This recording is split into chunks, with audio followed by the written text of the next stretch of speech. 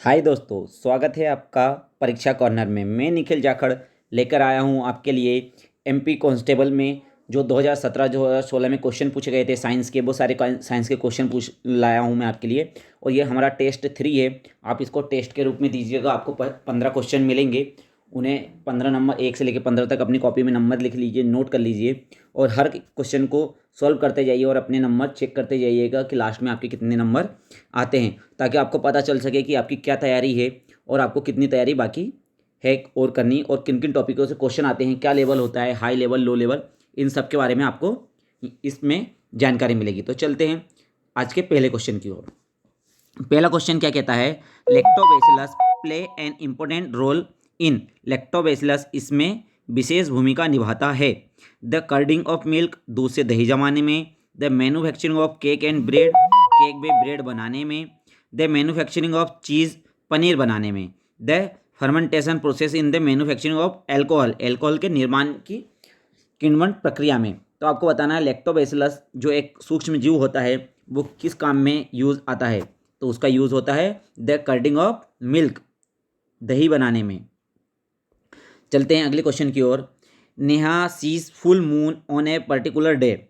After how many day will see we able to see the moon, full moon again. Neha एक खास दिन को पूर्ण चंद्रमा देखती है, वे कितने दिन बाद पुनः चंद्रमा देख सकेगी। तो इसका सही आंसर क्या होगा आपको बताना है। 30 डे, 31 डे, 29 डे, 23 डे। इसमें यह बताया गया है, पूछा जा रहा है कि चंद्रमा जो है पृथ्वी के कितने समय में एक चक्कर पूर्ण कर लेता है, क्योंकि जब वो एक चक्कर पूर्ण करता है तब एक फुल मून आता है। तो इसका सही आंसर होगा 29 day.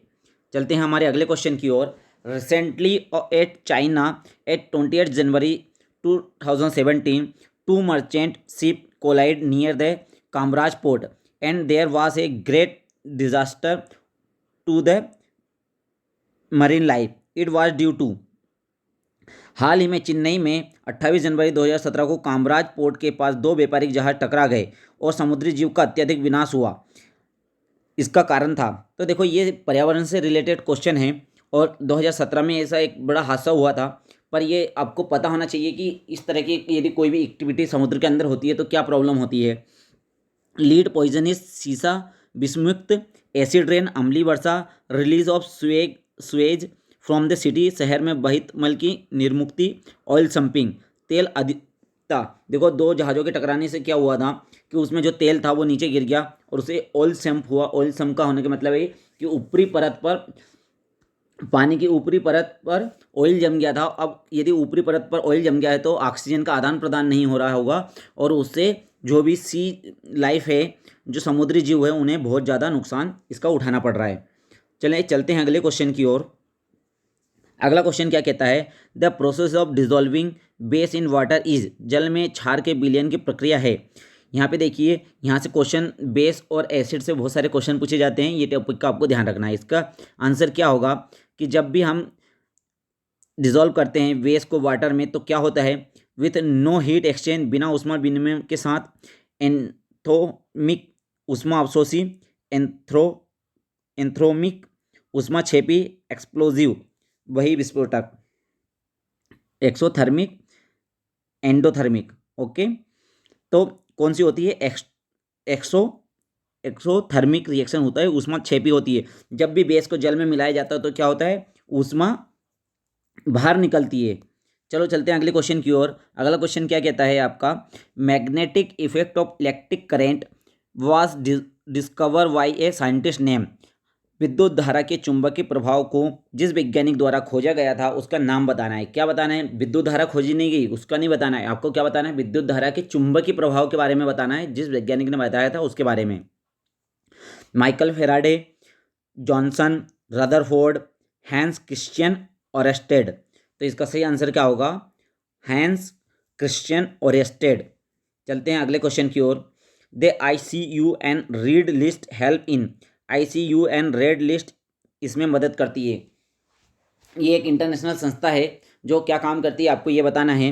Compressive list of migrating bird, प्रवासी पक्षियों की व्यापक सूची में। Geographic distribution of only human population, केवल जनसंख्या का भौगोलिक वितरण करने में। Conversion of fertile land into desert उपजाऊ भूमि का रेगिस्तान में रूपांतरण करने में assessing global conservation status of plant and animal species, पादप और पशु प्रजातियों की विश्व व्यवस्थित संरक्षण स्थिति का आकलन करने में। तो इसका सही आंसर क्या होगा? Association global conservation status of plant and animal species.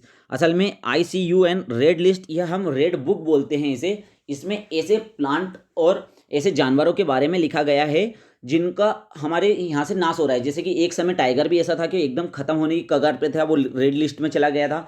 तो हमने टाइगर प्रोजेक्ट चलाया और उससे हमने टाइगरों की रक्षा की और अब टाइगर रेड लिस्ट से बाहर हैं। ऐसी बहुत सी प्रजातियाँ हैं जो अब अर्थ पे खत्म होने वाली है, प्लांट और एनिमल दोनों की। तो उसके लिए रेड बुक बोलें या रेड लिस्ट बोलें, ये दोनों नामों से ये प्रचलित है। तो ये किस में हेल्प करती है? Association of global conservation status of plant and animal species. ठीक है, ध्यान रखिएगा इसका। डीप सी डिजर्व बेयर स्पेशल सूट टू, गहरे सागर में गोताखोर इसलिए विशेष सूट पहनते हैं। Protect from high pressure of the sea, समुद्र के उच्च दाब से बचाने के लिए। Protect themselves from marine animals, समुद्र स्वयं को समुद्री जानवरों से बचाने के लिए। Protect the body from gravitic wait, शरीर को गेटिंग वेट, शरीर को गीला होने से बचाने के लिए। मेंटेन देयर बॉडी टेम्परेचर, अपने शरीर का तापमान बनाए रखने के लिए। तो जब भी कोई गोताखोर डीप सी में गोता लगाता है तो वो एक तरह का सूट पहनता है, एक विशिष्ट तरह का सूट पहना जाता है। तो ऐसा क्यों किया जाता है? ये प्रोटेक्ट करता है हायर प्रेशर से। असल में क्या होता है, जब भी आप पानी में जैसे जैसे नीचे जाओगे वहाँ पे प्रेशर बढ़ता जाएगा, क्योंकि पानी के ऊपर क्वांटिटी जाता है तो प्रेशर ज़्यादा बढ़ता है। यदि आप स्पेशल सूट नहीं पहनोगे तो आप ज़्यादा नीचे जा नहीं सकते, और यदि आप ज़्यादा नीचे गए तो आपके नाक कान सब दूर से खून निकलने लगेगा। चलते हैं अगले क्वेश्चन की ओर। The main excretory product of human being is excreted, मानव का मुख्य उत्सर्जी उत्पाद है ammonia, uric acid, carbon dioxide, urea. तो आपको बताना है कि मानव का मुख्य उत्सर्जी उत्पाद क्या है, तो वह है यूरिया। देखो मैं आपको ज़्यादा टाइम नहीं दूंगा क्वेश्चन को सॉल्व करने के लिए, इतना ही रीडिंग करते से ही आपको पता होना चाहिए कि आंसर क्या आएगा। यदि आपकी ये पोजीशन नहीं है, अभी आप रीड करते से क्वेश्चन का आंसर नहीं दे सकते, तो आपका कांस्टेबल के एग्जाम में होना बहुत मुश्किल है। ठीक है, आपको अपनी स्पीड बढ़ानी होगी, क्वेश्चन को रीड करो और सटीक फट से आंसर दो। ज़्यादा सोचने का टाइम नहीं है आपके पास यहाँ पे, है ना, क्योंकि आपको 20 मिनट के अंदर या 15 मिनट के अंदर जीके को सॉल्व करना है और 10 मिनट के अंदर आपको 10 से 15 मिनट के अंदर आपको साइंस को सॉल्व करना है। इतना ही टाइम आपके पास है, इससे ज़्यादा आपको टाइम नहीं मिलेगा, क्योंकि मैथ्स और रीजनिंग में ज़्यादा टाइम जाता है। आप वहाँ पर टाइम दीजिए। Which of the following can make you ill if you come into contact with a infected person, निम्न में से क्या आपको बीमार बना सकता है यदि आप एक संक्रमित व्यक्ति के संपर्क में आते हैं? तो influenza, polio, cancer, high blood pressure, उच्च रक्तचाप। तो इसमें से आपको बताना है किसी के संपर्क में आने से आपको कौन बीमार कर सकता है। तो इसका सही आंसर क्या होगा? इसका सही आंसर होगा इन्फ्लुएंजा। जो सर्दी जुकाम होती है ना, आप किसी के संपर्क में आओगे, जैसे सर्दी जुकाम हो गई है तो आपको भी सर्दी जुकाम हो सकती है। Cartilage is a connective tissue, उपस्थिति एक संयोजी ऊतक है। Hard, liquid, soft, semi fluid, अर्ध तरल। देखो कार्टिलेज कनेक्टिव टिश्यू, जितने भी टाइप के हम कनेक्टिव टिश्यू आती हैं वहाँ से भयंकर क्वेश्चन आए हैं। हर वीडियो में मैं देखूँगा, आपको बताऊँगा, और क्वेश्चन रिपीट नहीं हुआ है, ओनली फॉर टॉपिक रिपीट हुआ है। अलग अलग एक ही टॉपिक के ऊपर उन्होंने कम से कम 50-100 क्वेश्चन बना दिए हैं। तो आप ध्यान रखिएगा, आप देख मेरे साथ बने रहिएगा और आप आगे देखोगे कि आपको 100% यही कनेक्टिव टिश्यू से हर एक बार एक भी उसका कोई भी कोना नहीं छोड़ा, उन्होंने हर जगह से क्वेश्चन पूछ लिया है। तो आपको इसको पढ़ना चाहिए। तो कनेक्टिव टिश्यू जो कार्टिलेज है वो कैसा है? सॉफ्ट कनेक्टिव टिश्यूज है, ध्यान रखिएगा। चलते हैं अगले क्वेश्चन की ओर। State the name give to unicellular eukaryotic microorganism, एक कोशिकी यूकेरियोटिक सूक्ष्मजीवी को दिया गया नाम बताइए। थाइलोफाइटा, प्रोटेस्टा, मोनेरा या फंगी कवक। आपको बताना है कि जो यूकेरियोटिक एक कोशिकी यूकेरियोटिक सूक्ष्मजीवी है वो कौन है, तो वह है प्रोटेस्टा। देखो हमारी जो कोशिकी है, एक यूकेरियोटिक और एक क्या होते हैं, यूनिकरियोटिक, है ना। ठीक है, तो आपको बताना है कि ये इनमें जो पार्टिसिपेट किए गए हैं, अलग अलग वर्गीकरण किया गया है, किसमें किसका किया गया है ना, यूकेरियोटिक और what will happen if like pole of two magnet are brought together? क्या होगा यदि दो चुंबकों समान ध्रुवों को एक साथ लाया जाए तो? दे रिपेल ईच अदर, वे एक दूसरे को प्रतिकर्षित करेंगी। दे अट्रैक्ट ईच अदर, वे एक दूसरे को आकर्षित करेंगी। They some time attract and some time repulse, वे कभी भी प्रतिकर्षित करेंगे तथा कभी आकर्षित करेंगे। They neither attract nor repulse, वे ना तो आकर्षित करेंगी और ना ही प्रतिकर्षित करेंगी। तो इसका सही आंसर क्या होगा?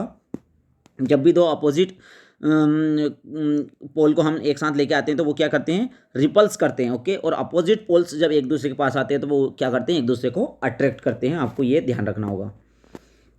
चलते हैं अगले क्वेश्चन की ओर। Which is the highest level of organism, संगठन का उच्च स्तर क्या है? ऑर्गेनिज्म, जीव, एटम्स, परमाणु, सेल्स, कोशिकाएं, बायोस्फीयर, जीवमंडल।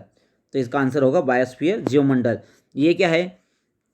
जितने भी जीव लिविंग थिंग्स है, देखो हमने लिथोस्फीयर पढ़ा है, हाइड्रोस्फीयर पढ़ा है और एटमॉस्फीयर पढ़ा है। जो लैंड वाला एरिया होता है उसे लिथोस्फीयर कहा जाता है, जो जल वाला एरिया होता है उसे हाइड्रोस्फीयर कहा जाता है, और जो एयर वाला एरिया होता है उसे एटमॉस्फीयर कहा जाता है। और इन तीनों को मिला के जहाँ पर भी लिविंग थिंग होते हैं, हर जगह देखो पानी के अंदर भी लिविंग थिंग होता है, अर्थ के ऊपर भी होता है और हवा में भी माइक्रो ऑर्गेनिज्म पाए जाते हैं। तो इन तीनों जगहों को मिलाकर क्या बनता है? बायोस्फीयर बनता है। तो उच्चतम स्तर क्या है? बायोस्फीयर है। The scientific management of farm animal is called, कृषि पशुओं का वैज्ञानिक प्रबंधन कहलाता है। देखो इसमें हिंदी में जैसे आप पढ़ोगे इसका आंसर आपको मिल जाएगा। मत्स्य पालन, मुर्गी पालन, मधुमक्खी पालन और पशुपालन। तो पशुओं को पालना पशुपालन, एनिमल हस्बेंड्री, ये इसका आंसर है। तो ये आज का हमारा लास्ट क्वेश्चन था। तो आपने देखा कहीं पर बहुत इजी लेवल भी है और अचानक से कहीं पर बहुत डिफिकल्ट लेवल भी आ जाता है। आपको हर वीडियो में 2 से 3 क्वेश्चन ऐसे मिलेंगे जो सर के ऊपर से चले जाएंगे और आपको लगेगा कि ये तो हमने कभी पढ़ा ही नहीं, और ऐसा 100% होगा। आपको 8 से 10 क्वेश्चन तो बहुत आराम से बन जाएंगे। 2-3 क्वेश्चनों का लेवल थोड़ा सा अप होगा और 2-3 क्वेश्चन ऐसे होंगे जहाँ आपने कभी नहीं पढ़े होंगे। या तो वो आप तुक्का लगा के पढ़ सकते हो, या इसी वीडियो को देख कर ऐसे ऐसे जो जिस भी टॉपिक से क्वेश्चन पूछ रहा है उन टॉपिकों को आप एक बार रीड करें। और आपको ये मेरा वीडियो कैसा लगा, मेरा ये अप्रोच यदि आपको पसंद आया हो तो मेरे चैनल को लाइक करें, मेरे चैनल को सब्सक्राइब करें और इस वीडियो को लाइक करें। मिलते हैं अगले वीडियो के साथ। धन्यवाद।